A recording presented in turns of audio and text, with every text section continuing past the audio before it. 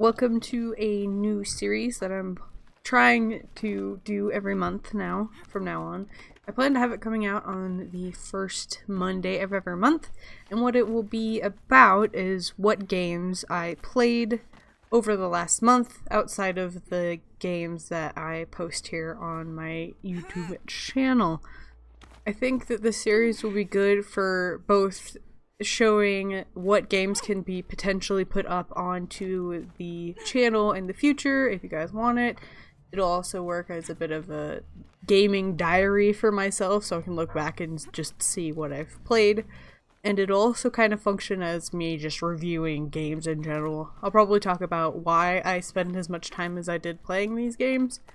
I'm only going to be putting in games that I've spent a decent amount of time on, and it'll probably only be games on my PlayStation 4 and on my PC. So with all that out of the way, I think we can jump into it. And if you're anything like me, who doesn't want to wait for the entire video to find out the list, we'll start out with the list. So today, I'll be talking about PlayStation games Battlefield 1 and Horizon Zero Dawn, and I will be talking about my PC game Stoneheart. So first off, we have Battlefield 1, and this game is kind of special for me because it's one of the first, multiplayer game that I've been willing to play on my own. I had some pretty bad experiences when I was quite a bit younger with just people online being jerks. So since then I've always been a little hesitant to play online games with other players. But Battlefield 1, I've been able to have a lot of fun with. It's actually to the point where I play about 1 to 4 matches a day. Just kind of like my morning routine is playing Battlefield. I'm not very good with all of that time. I mostly play medic. I pretty much exclusively play medic. And I get almost all of my points from being a medic, from healing people, revives, because I'm not good with shooting the gun. I don't hit people very well. I have a terrible, terrible aim.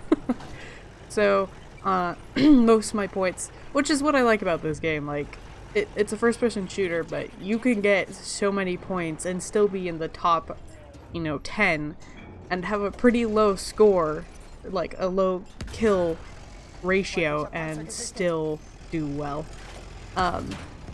Yeah, not good. I die a lot if I'm on foot with my gun, because I'm rubbish. Now, if I can get on a horse, or even better, in my tank, I always have the small personal tank, then I do well. Then I can do really well, but otherwise, I'm garbage. I'm to the point where I'll, sit there and wait for the spawn of the tank. I still don't know how long that time frame is or when they spawn, but I'll wait there.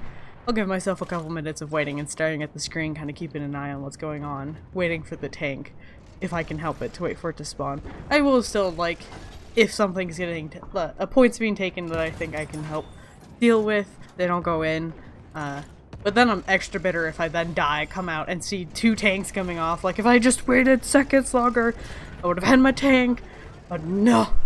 I'm also super bitter when somebody destroys my tank, especially right off, when I first get it. If I've done good, I've killed some things, then it can get destroyed, but if you destroy it and I haven't gotten a kill or done anything with it, I am so mad. It's probably why I will never really be able to post my videos and my reactions on here, because I'm not capable of filtering myself. My neighbors will know if my tank has been destroyed, and that's the only game that I get like that with. So it's been a lot of fun getting into a game that's not usually my style. Next on the list we have Horizon Zero Dawn, and man is this game pretty. As you can see, they were so kind as to provide a way to take screenshots, which I may or may not use to my advantage in gameplay.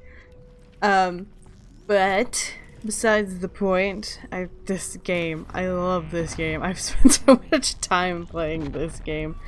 we were a little hesitant to get it at first. It seemed kind of like another Far Cry Primal, which was a major flop for me.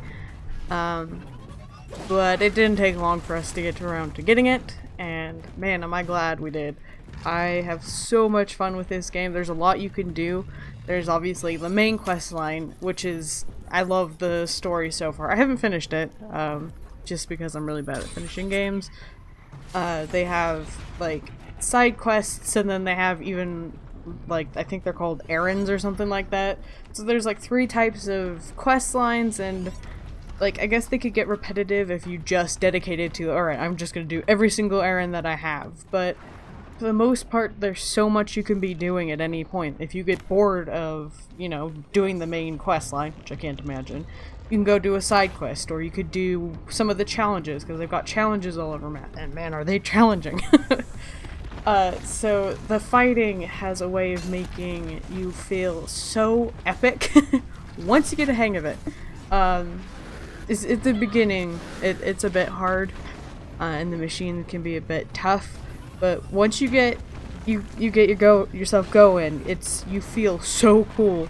You know how to hit certain creatures just right so that it puts you at an advantage. There's traps you can use, and it's just so fun that you can go into it as like a hack and slash, or you can use tactical traps and wires and all kinds of different stuff. And I really do enjoy the majority of the characters in the game, and that always helps. Like, there's not too many times where Aloy, the main character, does something that I'm so against it makes me feel like it pulls me out of the game.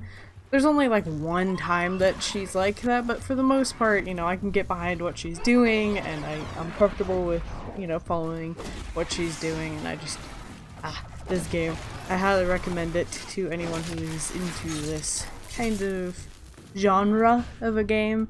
I like that some of the things you say can kind of have effects, or, who you help and stuff like that, so, yeah. And it's so pretty. I really, really wish this had been the route that Fallout 4? The most recent one? Yeah. I wish that was the route that Fallout 4 had taken visually. Like, I always felt like Fallout 4 took such a shortcut. Like, alright, everything's dead. Like, that's how we're gonna show that there's been a nuke and society has ended the way it was, and it's starting anew. And it's just everything's dead and brown and gross. Whereas this game, part of their development was to have this really beautiful scenery, but still have it be challenging and very clear that there was something terrible that happened to the first civilization that has led to where these people are now. And man, do I appreciate it. As you can tell, I've been really enjoying this game, and like I said, I would recommend checking it out if it's not one you've played yet. And the last video that we have is Stoneheart. It's this little tiny voxel game that's super cute. I really like the building in it. It's kind of tricky, but it's crazy what some people have been able to create with this game. And I enjoy it. I'm not very good at it, but I still like making my little town and taverns and all of that. Also really enjoy the little Hearthlings. They now, with the most recent patch, they have like personalities. They each come with randomized traits, and they can have effects on like how well they do their job, or do events make them happy or like extra happy compared to others. And so they have a lot of personality, and you kind of get to know each of your little Hearthlings, and you kind of want to give sometimes they have like dream jobs, and so you want to try to give them their dream job so they'll be happy. Sometimes you can't give it to them. Like, you can have somebody who's just awful at crafting stuff, and it's like, I want to be a crafter. It's like, sorry, no, you're gonna be stuck doing general jobs for the rest of your life. I'm sorry. But it's fun because they have these new desires. Like, they want their houses to be, not cramped. So it's been fun testing out these mechanics. This game is very much still in development. And that's kind of why I like it as much as I do. The patches come out and they make huge differences in the gameplay. That's why I started up again, was, you know, they added in these traits for the Hearthlings that have effects on how you build your town. And so I got back into the game. The other part that I really enjoy is that the developers do streams every Thursdays.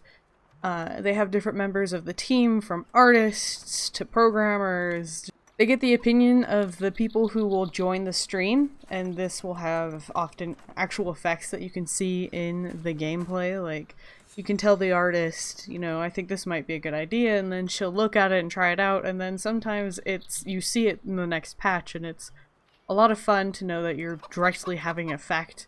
There's also a discourse that they have where a lot of users suggest ideas, and then all the others like talk about how they think it could go, and sometimes the developers will take those ideas and see what they can do with them. And so it's a lot of fun to... The game itself is fun, but it's also a lot of fun to know you have an effect directly on how it's developing. So if those are some of the things that you enjoy from just building or like a nice little chill game, this is a game worth checking out. So that would be it for this month's what I played last month's video, I guess. I haven't 100% decided on a title. You clearly know what I've decided, but I haven't figured it out yet. I hope you enjoyed it. Kind of let me know in the comments what you thought of it, if it's something you would like me to continue to do or not. But until next time, I hope you have a wonderful day.